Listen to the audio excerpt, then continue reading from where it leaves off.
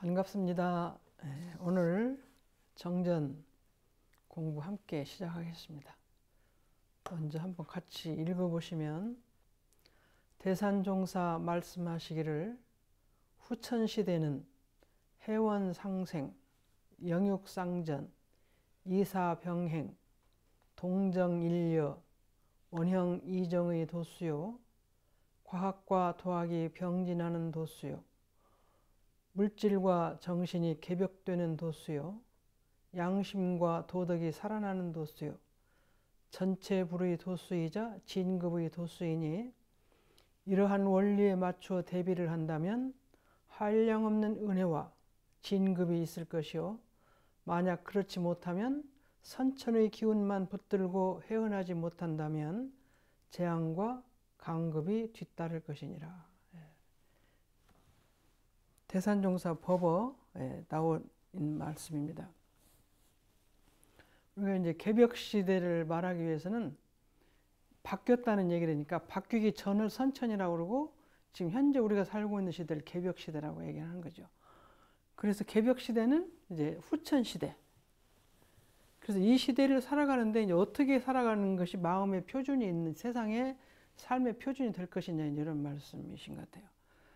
우리가 이제 사시순환하면 봄, 여름, 가을, 겨울이 있으면 여름이 다가오게 되면 날씨가 온도나 여러 가지 차이가 있으니까 거기에 대비를 우리가 다 하고 살죠.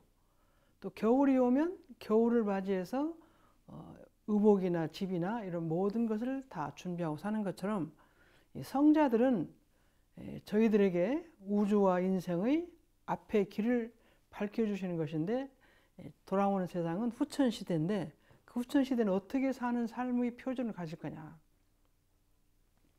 종교는 인생이 삶이 어떻게 잘 살아가는가를 가르쳐 주는 것이기 때문에 사람이 살아가는 방법에 대한 마음의 표준, 삶의 표준에 대한 말씀을 이제 해주시는 것 같아요. 해원상생, 이 풀해자죠. 이게 풀다. 풀해자, 이건 원수, 원망. 원망하고 원수 같은 것을 풀고 서로 상자, 서로 산다. 과거 음시대에서는 이렇게 막혔다고 생각을 해요. 그래서 사랑과 미움이 막혀 있어서 그래서 이제 우리가 상극이죠.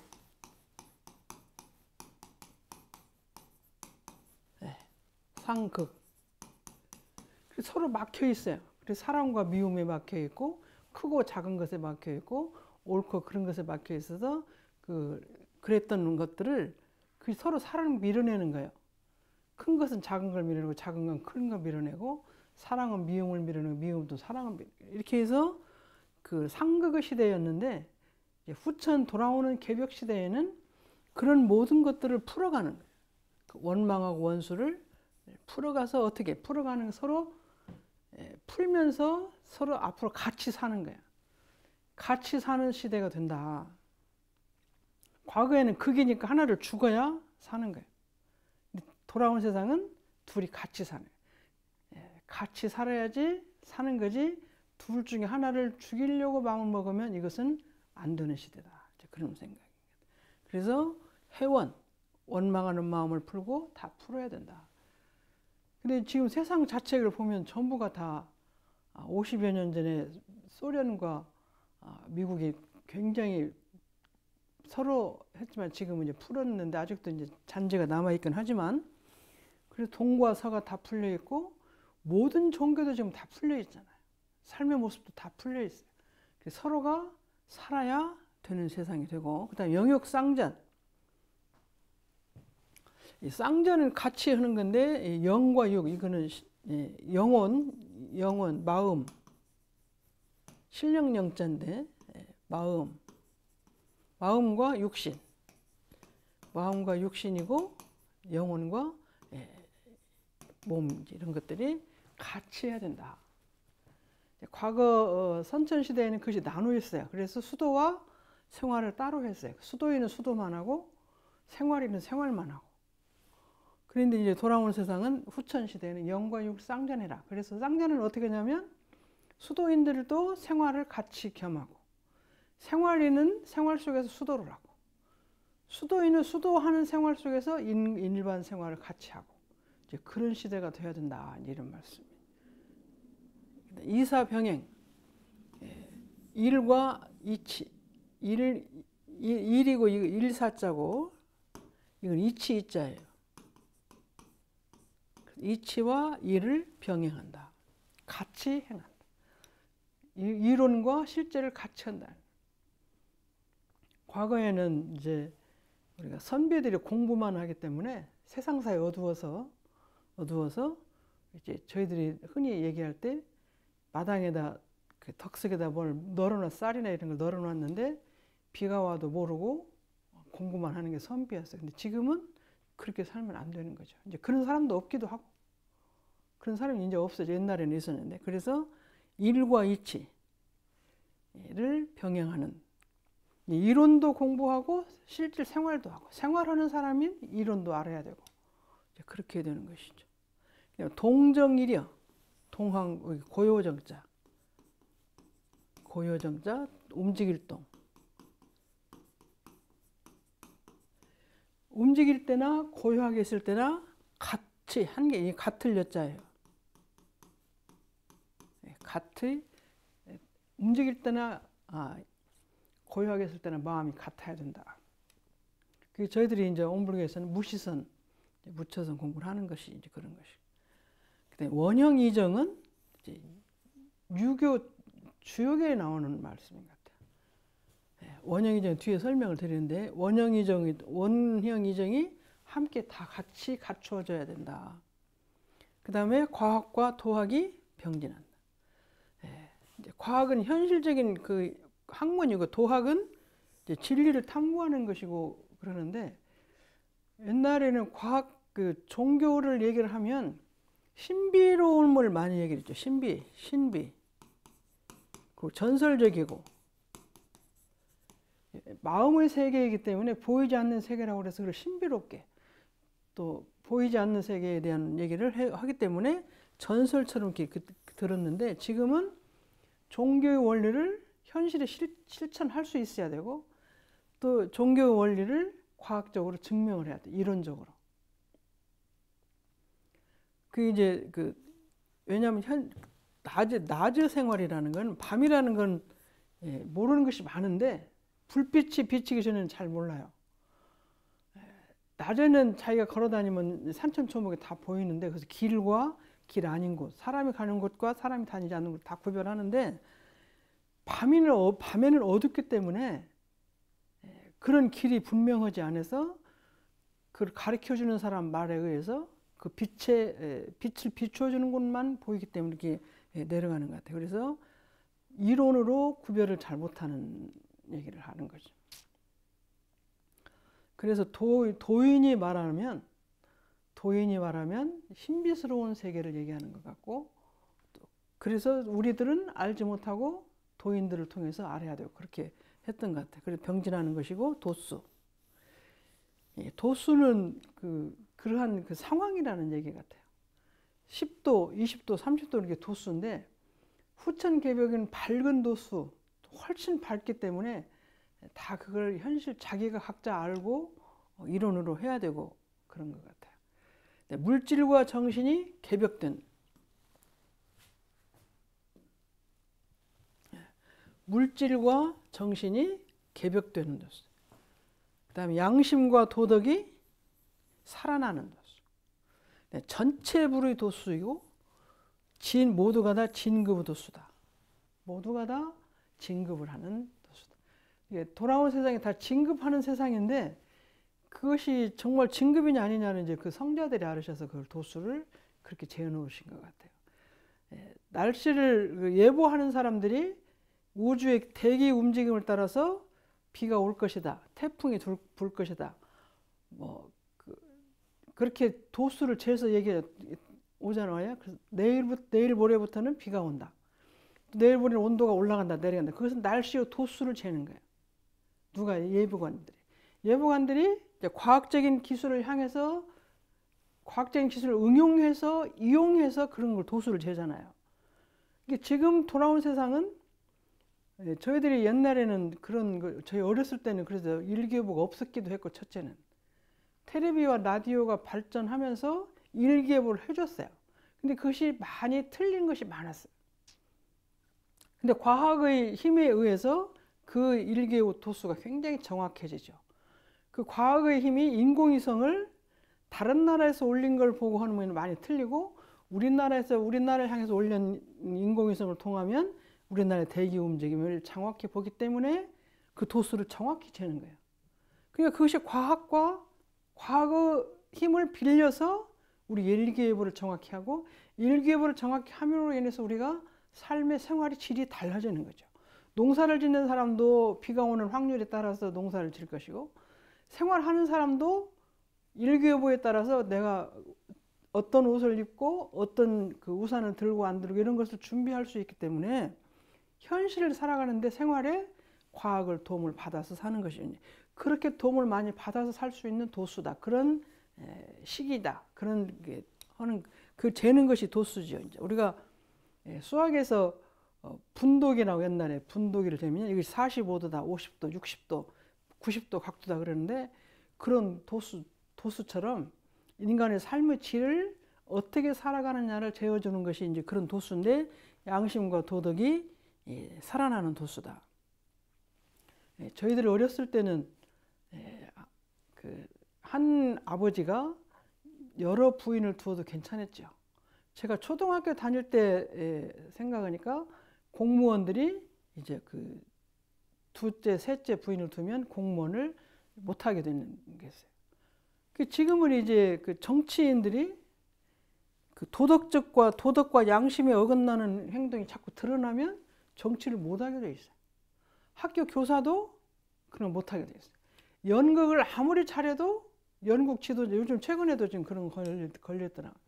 연극을 지도자나 감독이나 영화를 하는 감독이 이제 후배 연예인들을 잘못 손을 내서, 그러면 이제 양심과 도덕이 살아나는 시대이기 때문에 어린 사람들이 이제 법에 호소를 하면 그것 때문에 아무리 연극을 잘하고 영화를 잘해도 그것 때문에 일을 못하는 세상이 지금 왔잖아요. 그것이 양심과 도덕이 살아나는 시대. 남이 보이지 않는다고 함부로 했던 것들을 그렇게 하면 안 되는 도수. 그래서 양심과 도덕의 바탕한 마음을 가지고 정치도 하고 예술도 하고 운동도 해야 돼요.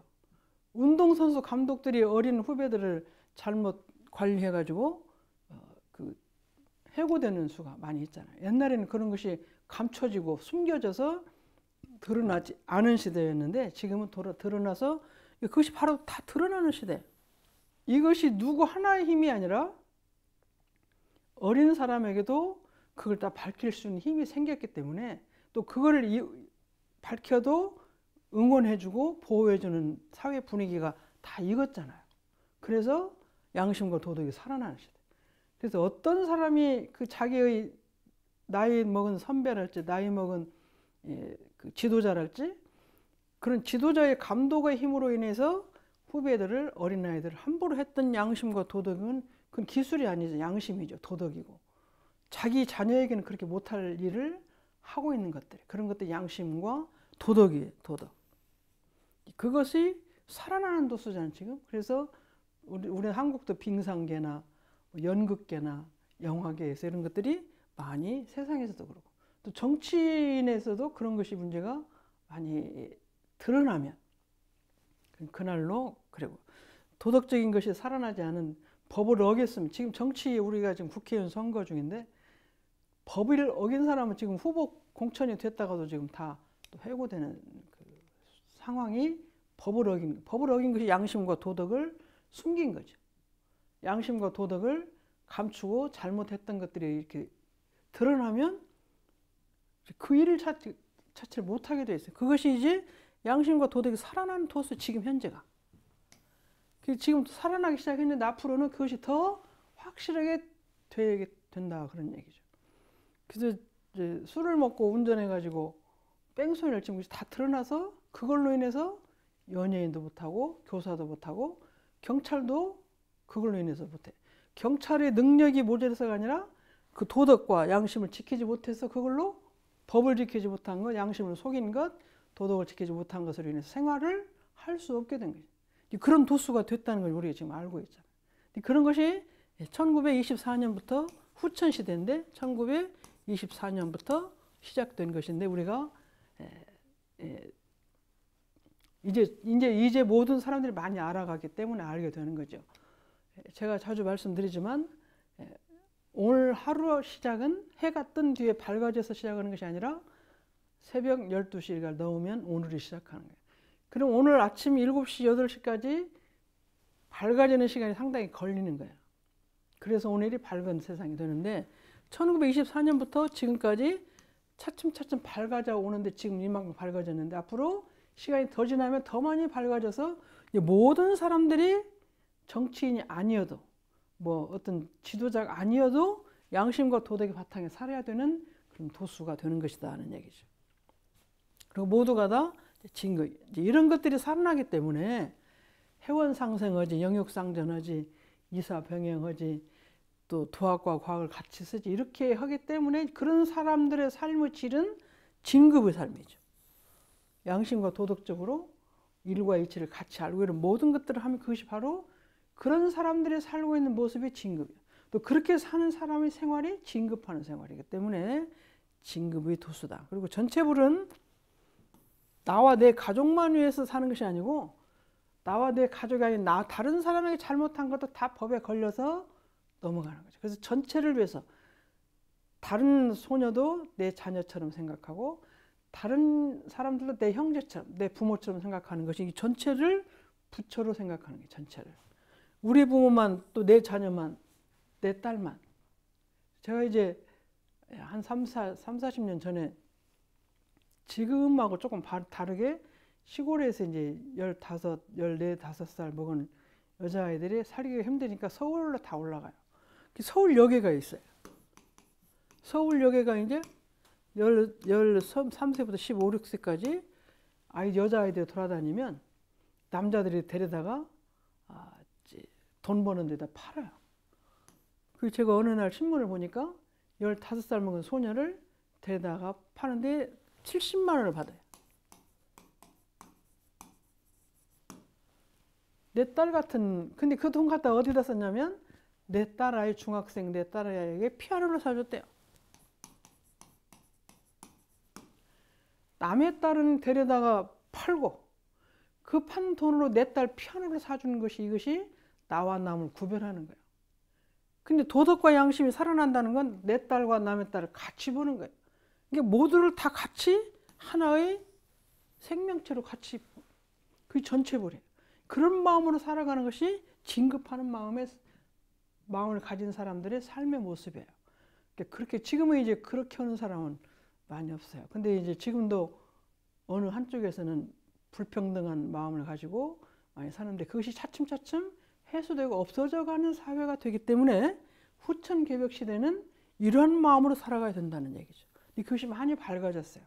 제가 이제 70여 년 살고 보니까 5, 60년 전에 제가 살았던 세상하고 3, 40년 전에 살았던 세상이 많이 가치가 달라지고 방법이 달라졌어요. 그런 것들이 다 전체를 나와 내 가족뿐이 아니라 그걸 벗어나서 모든 사람을 한 가족처럼 내 동생이면 어떻게 할 거냐, 내 딸이면 어떻게 할 거냐, 내 형제면 어떻게 할 거냐, 내 부모면 어떻게 생각할 거냐.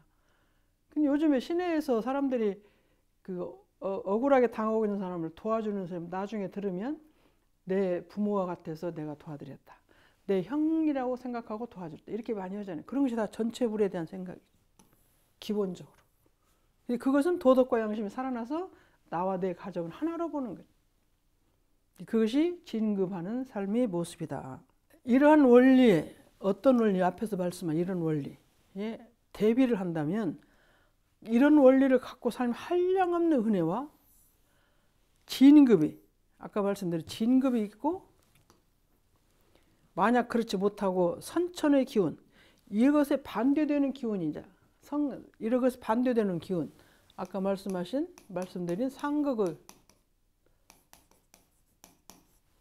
이것은 다 상생의 기운인데 반대로 하는 상극의 선천의 상극의 기운만 가지고 있으면, 옛날처럼 그런 마음으로 살고 있으면, 나와 내 가정에 국한된 마음으로 살고 있으면 재앙과 강급이 뒤따른다.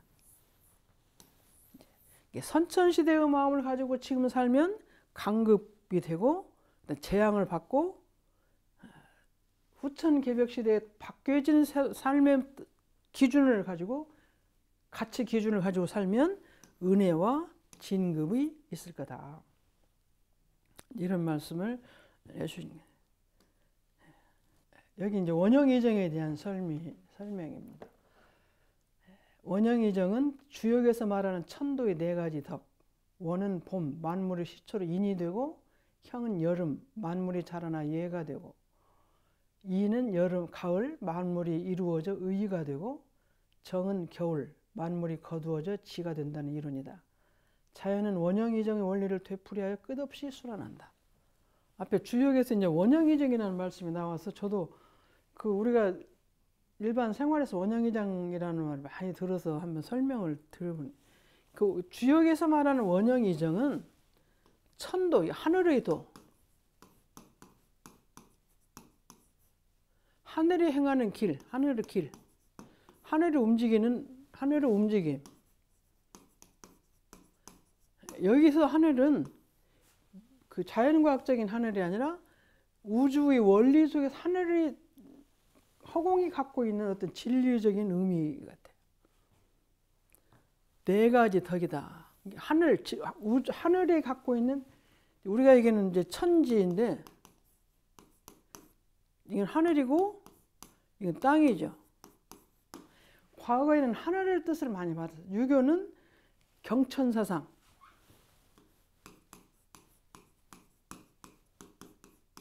경천사상이 주가 됩니다.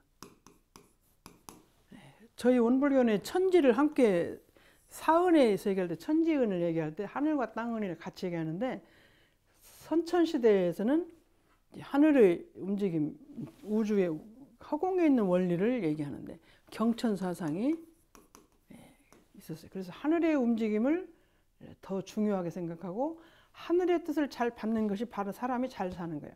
그래서 인간의 마음은 하늘의 뜻을 알아서 그것을 잘 받아서 살아가는 것이 인간이 잘 사는 거예요.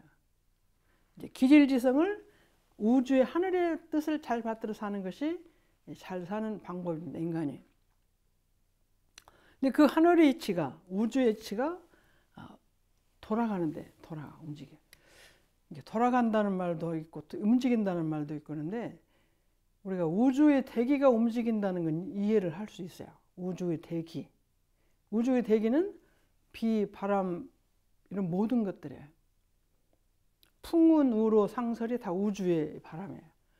근데 풍운, 우로, 상설이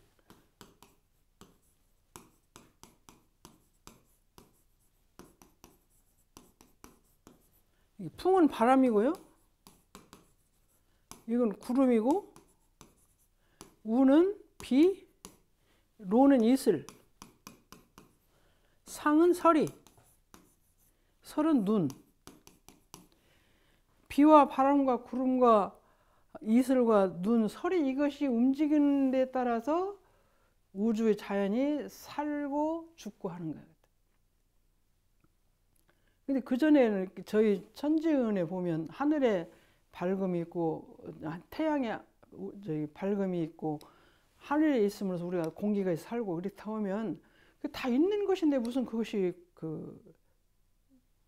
우리 은혜냐 그렇게 말했는데, 지금 생각하면 요즘에 저희들이 사과가 많이 비싸요. 딸기도 비싸고. 그래서 왜 그렇게 비싸냐 했더니, 지금 1월부터 2월, 3월까지 비가 너무 많이 왔어요. 비가 너무 많이 오니까 햇볕을 받을 시간이 없어. 적어. 그래서 딸기, 과일이 잘 자라질 못해요. 그러니까 그 햇볕이 없고 비가 많이 와서 햇볕이 없는 것하고 우리 일상생활로 직결이 되어 있어요. 과일이 비싸고 과일이 열리질 않아요. 그럼 소비자들은 비싸면 조금 다른 걸 먹든지 안 먹으면 되는데, 그걸 농사 짓는 사람은 그것이 안 되면 그 수입이 없는 거예요, 농사 짓는 사람. 그래서 저는 딸기가 비싸면 안 먹으면 되고, 사과가 비싸면 그냥 다른 걸 먹든지 그냥 안 먹으면 된다 생각을 했는데, 그 농사 짓는 사람은 생활 수단이 없게 되는 거예요. 그래서 햇빛이나 이 우주의 대기가 어떻게 움직이느냐가 우리 생활에 직거래돼야 돼. 거기에 나타난 덕이요. 그 도가 움직이면서 나타나서 우리에게 베풀어주는 은혜가 덕이라고 생각해요. 그래서 풍운으로 상설이 우리의 삶에 굉장히 큰 의미를 주는 거예요. 눈도 올 때는 와야 되는, 눈은 겨울에는 와야 되는데 우리가 지금 현재 최근에 그 동해가 굉장히 눈이 많이 왔어요. 눈이 많이 오니까 이제 아까 그 봄에 꽃이 피어서 열매를 맺어야 할 것들이 다 이제 꽃이 죽으니까 얼어서 죽어요. 얼어 죽으면 열매가 이제 없는 거예요. 다른 것에. 그러니까 이 눈이나 이런 것들이, 근데 그런 것들이 어떻게 오냐면 자기가 오고 싶어서 오는 게 아니라 우주의 대기가 움직이는 거예요. 바람, 비가 움직이면서 온도가 올라갔다 내려갔다 하는데 북태평양에 아주 찬냉 공기가 내려와가지고 우리나라에 그렇게 된다 그런 얘기니까 그 찬냉 공기는 어떤 전체적으로 돌아가면 이제 그 우리가 살고 있는 모든 모습에서 강한 온도가 있고 낮은 온도가 있고 높은 온도가 있어. 그렇게 이것이 움직이면서 되는 거예요. 그것이 천도예요. 움직이는 것이. 그것에 움직여서 나타난 것이 이런 것, 풍운으로 상승해서 나타나는 것이 천도예요. 하늘 우주의 기운이 돌고 돌아서 나오는 것이 이 기운인데 이 기운을 통해서 덕이 나타나는데 그것이 풍운으로 상승 제대로 오면은 우리가 만물의 좋은 은혜를 받는데 그렇지 않으면 나쁜 은혜를 받을 수밖에 없는 것이다. 그러니까 그것이 보이지 않지만 움직이는 게 천도다. 저희들이 몸이 육신도 우리 인간의 육신도 보이지는 않지만 숨을 들이쉬고 내쉬고 음식을 먹고 하면서 오장육부의 기능이 순환하잖아요. 순환하면서 우리에게 잘못된 것은 병을 주고 잘된 것은 건강을 주고 하는 것이에요. 그것이 우리 몸에서 움직이는 건 보이지는 않아요. 들리지도 않고 아플 때만 나타나. 그것이 덕이 이제 되는 거예요. 그래서 이 우주 모든 만물은 움직이는 힘이 있어요. 기운이로 돌아가는 것이. 그것이 천도예요. 천도고 우리가 우주의 기운과 인간의 기운이 엮여 있는 것 같아요. 그 원리를 저희 이제 원불에서 사리 연구에 대해서 이제 그게 나오는데 당시 주역에서는 원형이정으로 표현한 것 같아요. 단어를 원형이정으로 표현해서 이 원형이정이 잘 그 도수가 잘 돌아가면 저희들이 좋고 원형이정의 하늘의 도수를 잘 알아가는 것이 아까 경천서상이고 인간이 그 원리를 잘 받아서 그대로 실현하는 것이 우리가 잘 사는 길이라고 하는 것이 원형이정입니다. 이 네 가지를 잘 해야 된다는 말씀이죠. 그래서 원은 만물의 시초로 인이라고 생각해요. 우주에 있는 원형이정 중에 원의 기운을 찾아서 그대로 행하면 인간은 인의 덕을 나타내는 거예요. 형이라는 만물이 자라나는 것을 그 원리를 형의 원리를 천도의 공부를 많이 해서 인간이 받아서 공부를 하면 이것이 예가 된다. 우주의 이라는 그 도에 따라서 만물이 이루어지는데 이것은 이 기운을 이 원리를 공부를 잘해서 일상생활을 잘 살면 우리가 의로움이라는 덕을 나타낼 수 있다. 그 다음에 우주의 정이라는 겨울을 의미하는데 만물이 거두어서 이 열매를 맺는 건데 그것은 지혜 지자. 지혜 지자고 이건 오를 의자. 의인이 되는 거예요. 우주에 있는 이라는 기운을 공부를 잘하면 사람은 오를 의자를 공부를 해서 의인이 되는 거예요. 의인.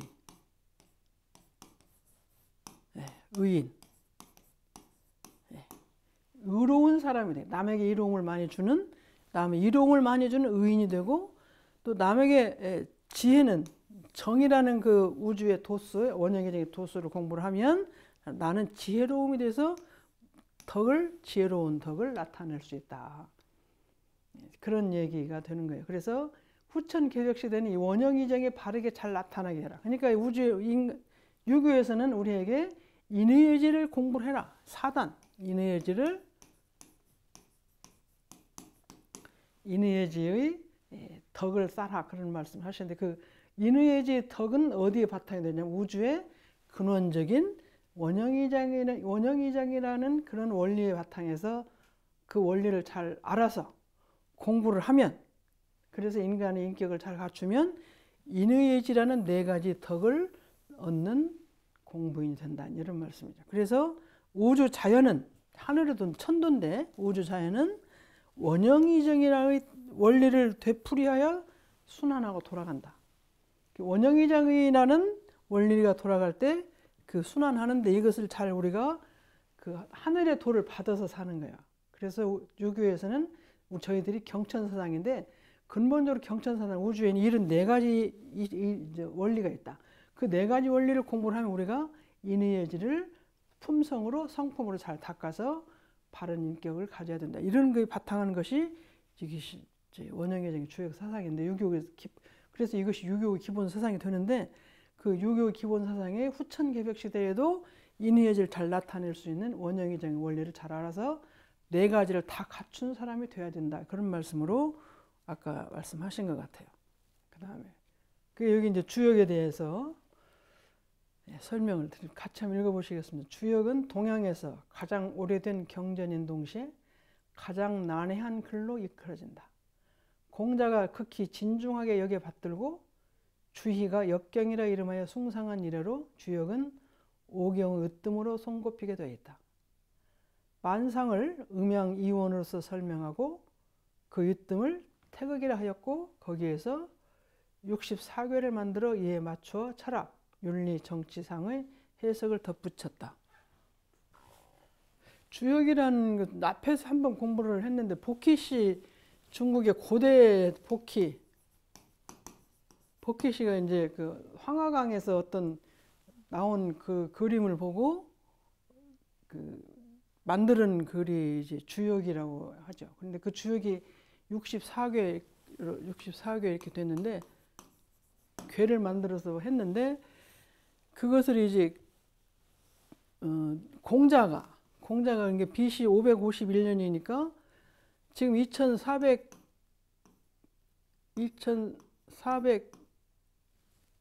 2400이 아니라 2024년에서 551이면 지금부터 2575년 전에 그 태어나신 공자님인데 보키시가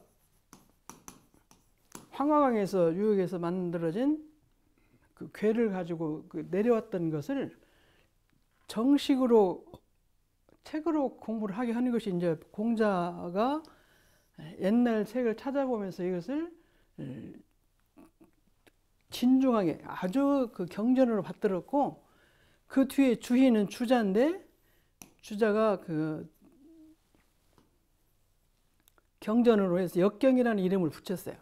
이 주자는 1130년 전이니까 BC죠 이거는. 그러니까 지금부터 한 1000년 전에 주희가 역경이라는 이름의 숭상한 이래로 주역은 중국의 5경 중에 우리가 사서 3경을 많이 들으셨죠? 사서는 그 전에 한번 말씀드렸어요.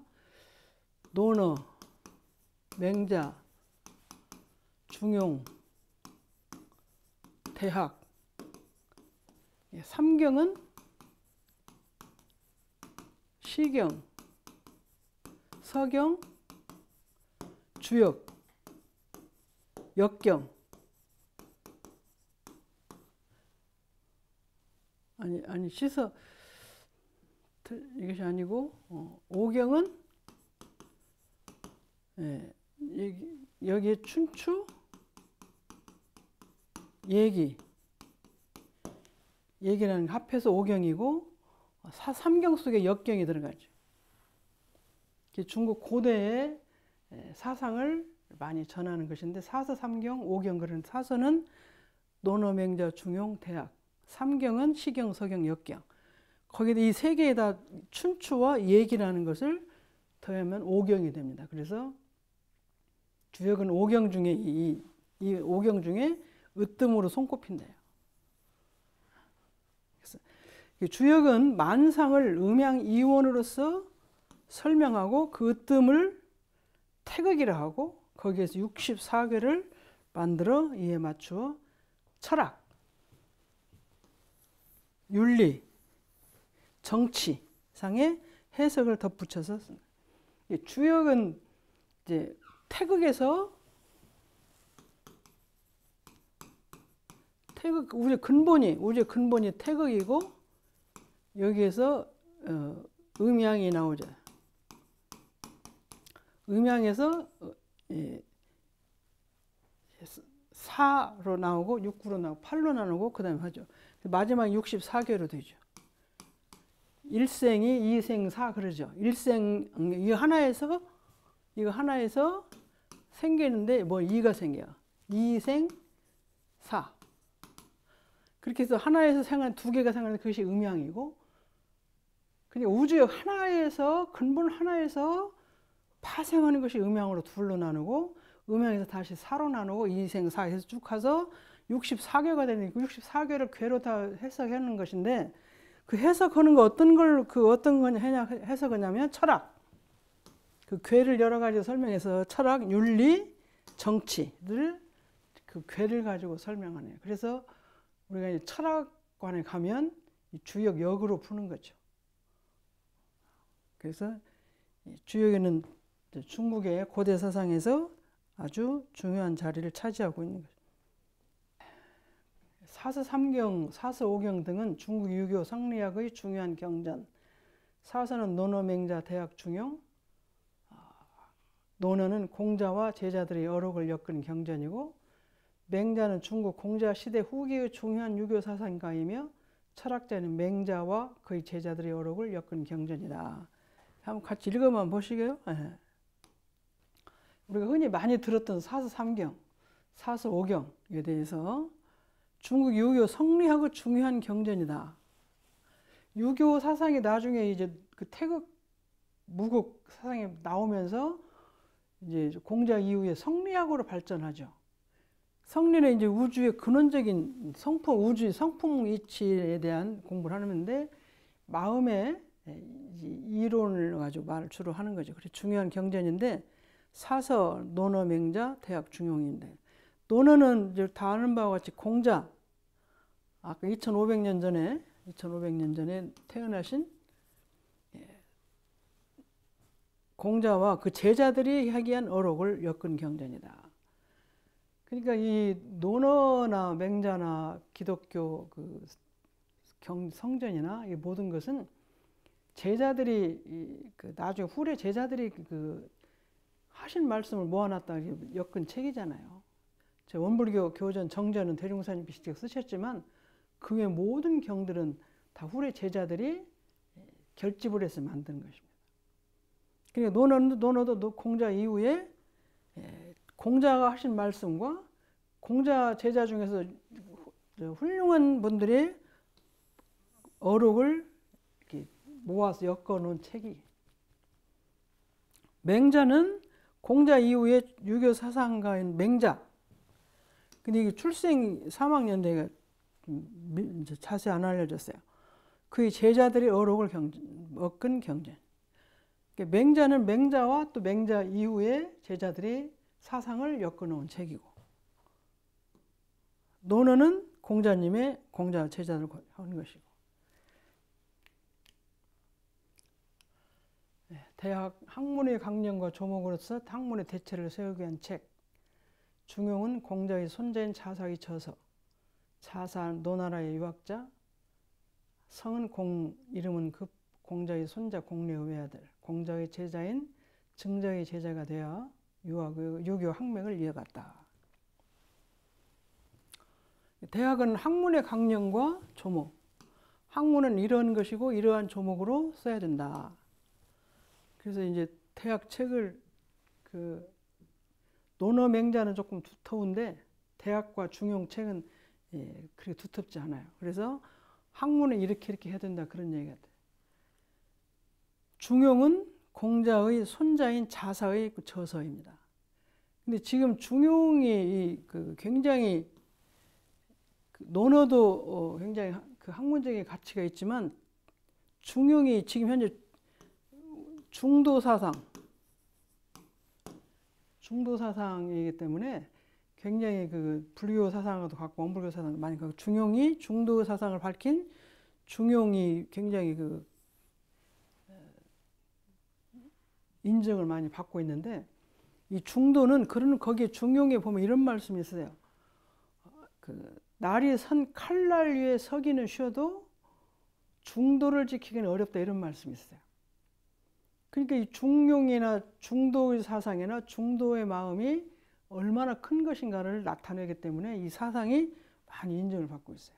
저희들도 결국 공부를 해서 어떤 생각을 갖냐면 중도 사상을 갖고 중용을 사상 갖는데 불교의 중도는 용수복살이 불멸 후에 400여 년 후에 나타나서 중도 사상을 밝혔습니다. 그러니까 중도는 이것도 저것도 치우치지 않고 바른 생각을 갖는 것인데 유교에서도 하늘의 뜻을 내가 받아 사는데 결국은 모든 사람들에게 그 한쪽에 치우치지 않고 바르게 사는 것입니다. 그래서 그 제가 한문 굵기는 생각이 안 나는데 칼날 위에는 설 수 있어도 중도를 지키기는 어렵다 이런 법 거기에 나와요. 그러니까 우리가 사실 칼날 위에 서기가 굉장히 어렵죠. 그거보다 더 어렵다 중도를 지키기가. 도를 많이 닦고 공부를 많이 한 사람이 도를 잘 지킬 수 있다. 근데 중도를 생각하면 저는 생각할 때 가운데 중자는 가운데 중자예요. 가운데 중자인데 그럼 실천할 때 항상 저 사람하고 이 사람하고 이 일하고 저를 가운데 그 사이즈를 재서 가운데 서는 것이 중도냐 그것이 아니고 어떤 것이 중도냐 이렇게 말씀하시는 게 저는 제일로 제가 쉽게 이해할 수 있었던 말 중에 하나는 저희들이 나무가 10단이 있어요. 나무가 부엌에서 불을 떼는 나무가 10단이 있어요. 그러면 중도는 가운데니까 5단 5단을 떼면 이제 이것이 가운데냐. 근데 이제 어떤 게 중도냐면 여름에는 온도에 따라서 2단이나 3단 떼서 그 온도가 될 수가 있고 겨울에는 7단, 8단 떼서 온도가 돼. 이것이 이제 우리가 숙소에 생활하기 좋은 18도 내지 20도라고 한다면 여름에는 이제 2-3단 떼도 밤에 이 온도가 되고 겨울에는 7, 8단 떼야 이 온도가 되죠. 그러니까 어떻게 하든지 이런 온도를 나타내는 거예요. 모든 사람에게. 그러면 A라는 사람에게는 말을 10마디 해서 이해가 될 수도 있고 B라는 사람은 2마디만 해도 될 수 있고 그럼 2마디만 해야 돼요. 그러니까 그 상대방이 모든 걸 알고 내가 하고 싶은 말의 모든 걸 알았을 때 정확하게 잘 전달해서 가운데가 도가 맞는 거예요. 모든 만물에 모든 사람의 이 온도를 그 상황을 맞추는 거예요. 그것이 중도예요. 그것이 굉장히 어렵다는 얘기지. 상대방을 잘 판단하기도 어렵고 내가 말하고 싶은 것이 어떤 것이 있는데 그것이 치우쳐 있는지 치우쳐 있지 않은 건지 저희들이 보면 잘난 척 하려고 말을 하는 건지 아니면 진심 어리게 사랑으로 말하는 건지 진심 어리게 상대방을 잘 도와주고 싶어하는 이런 것이 제 마음에도 다 다르더라고요. 어떤 데는 아는 척하고 싶은 것이 있고 잘난 척하고 싶은 것이 묻어나오고 아니면 상대방을 무시하고 그런 마음이 나와서 또 말할 수도 있고 또 아니면 그런 마음이 밑에가 있으면서 시기 질투 마음이 있으면서 돌려가지고 멋지게 하는 것처럼 하는 것도 있고 그래서 내 마음을 찾는 것도 굉장히 여러 가지고 상대방 마음을 그 말을 하는 것에 이면의 뜻을 알기는 더 어려운 것이고 그래서 이 인간과 인간 관계, 만유의 관계가 대단히 어려운 것이에요. 자, 예를 들면 지금 요즘 우리가 날씨가 너무 추워서 꽃이 저렇게 이제 피지 못하고 넘어가는데 그렇게 될 때 그 온도를 그 모든 식물이나 모든 과일수에 다 온도를 맞춘다는 게 쉽지 않잖아요. 그래서 중도가 어려워서 중용이 요즘에 그 사상이 저희들이 그래서 유교가 그 종교적인 의미로 많이 저희들이 주는 것이. 그래서 공자님의 사상이나 그런 사상을 뭐 주역을 보고 하셨대 어쨌든 밝혀서 이렇게 살아라고 하신 말씀이 저희들의 삶에 큰 도움이 된다는 것이. 그래서 자사가 공자님 제자 중에, 공자님도 노나라 사람인데 그때 유학자로서 공자의 공이고 급인데 공자의 손자, 공자의 아들이 공리고 이 공리의 아들이 자사예요. 그래서 손자인, 근데 이분이 이제 공자의 제자 중에 증자라는 분이, 공자의 대를 이어서 증자가 공부를 했는데 증자의 제자가 돼서 공부를 해서 써놓은 것이 중용이에요. 그러니까 중용의 중의 사상 때문에 중용이 경이 훌륭한 경이 되어 있다. 오늘 여기까지 마치겠습니다.